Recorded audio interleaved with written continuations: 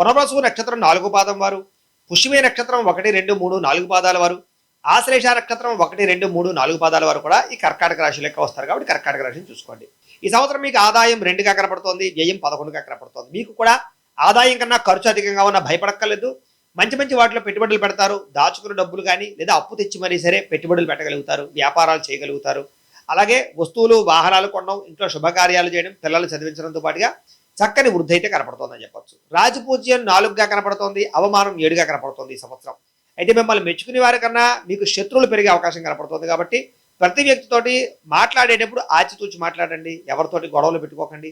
కుటుంబంలో వివాదాలు, అన్నదమ్ములతోటి అక్క చెల్లెళ్ళతోటి వివాదాలు కనపడుతున్నాయి కాబట్టి చాలా జాగ్రత్తగా కుటుంబ వ్యవహారాల్లో జాగ్రత్త తీసుకోవాలి. ఈ సంవత్సరం మిగతా అన్ని రంగాలుగా కూడా అనుకూలమైన ఫలితాలే కనపడుతున్నాయి. ప్రైవేటు ఉద్యోగస్తులకు ఉద్యోగపరంగా అభివృద్ధి కనపడుతుందని చెప్పొచ్చు. ఉద్యోగంలో సమస్యలన్నీ తీరతాయి, అధికారులు మెచ్చుకుంటారు, ఉద్యోగ అభివృద్ధి, ప్రమోషన్లు కనపడుతున్నాయి.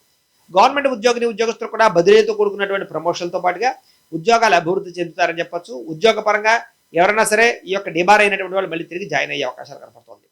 నిరుద్యోగులకి ఉద్యోగ అవకాశాలతో పాటుగా ఉద్యోగ మార్పు కనపడుతుందని చెప్పొచ్చు. విదేశాల్లో ఉద్యోగాలు చేసే వాళ్ళందరూ కూడా ఉద్యోగపరంగా అభివృద్ధి, ఉద్యోగంలో స్థిరత్వం పొందడం, అలాగే గ్రీన్ కార్డులు మంజూరయ్యే అవకాశాలు, గృహాలు కొనుగోలు చేసే అవకాశాలు ఉన్నాయి. విద్యార్థులకి విశేషమైనటువంటి చదువు పట్ల ఆసక్తి, కొత్త పుస్తకాలు చదవాలన్న తపన. వ్యాపారస్తులకి అంతంత మాత్రమైన వ్యాపార లాభాలే కనపడుతూ ఉన్నాయి. వ్యాపారంలో తత్తు జాగ్రత్తలు తీసుకోవాలి.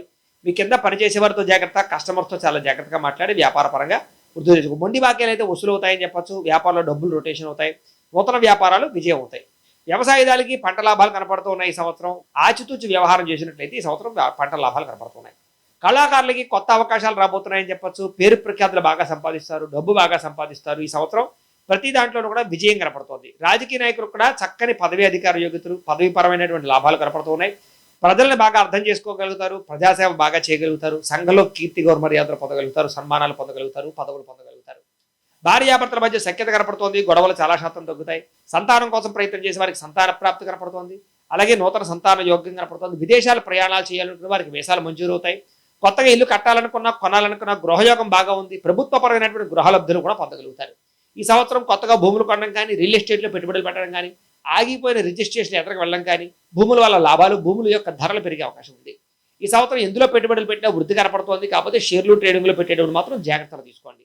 ఈ సంవత్సరం కోర్టు వివాదాలు విజయం కనపడుతోంది. ఆరోగ్యం పట్ల శ్రద్ధ పెడతారు, దీర్ఘకాలిక రోగాలు తగ్గుతాయి, అప్పులు తీర్చగలుగుతారని చెప్పొచ్చు. నూతన వాహనాలు కొనుగోలు చేసుకునే అవకాశాలు, వాహనపరమైనటువంటి అవకాశాలు కనపడుతున్నాయి. ప్రయాణాలు, దూర ప్రయాణాలు, బిందు వినోదాలు, అలాగే ప్రయాణాల్లో ఆనందము కనపడుతోంది. కొత్త వ్యక్తుల పరిచయం మీకు ఆనందాన్ని ఇస్తుంది. స్త్రీలకి ఈ సంవత్సరం ఆభరణ యోగ్యత, వస్తు ప్రాప్తి, వాహన ప్రాప్తి, పుట్టింటి నుంచి సౌఖ్యము, భర్తతో సౌఖ్యము, గృహాల్లో సౌఖ్యము కనపడుతోంది. అలాగే వ్యాపార పరంగా, ఉద్యోగ పరంగా మంచి తెలివితేటలు ప్రదర్శించి అందరిలోనూ కూడా మెప్పు పొందుతారు, పేరు ప్రఖ్యాతులు తెచ్చుకుంటారు. ఈ సంవత్సరం మీకు అదృష్ట సంఖ్య 2గాను 7గాను ఉండబోతోంది. కలిసి వచ్చే వారాలు సోమవారము, మంగళవారము బాగా కలిసి వస్తున్నాయి.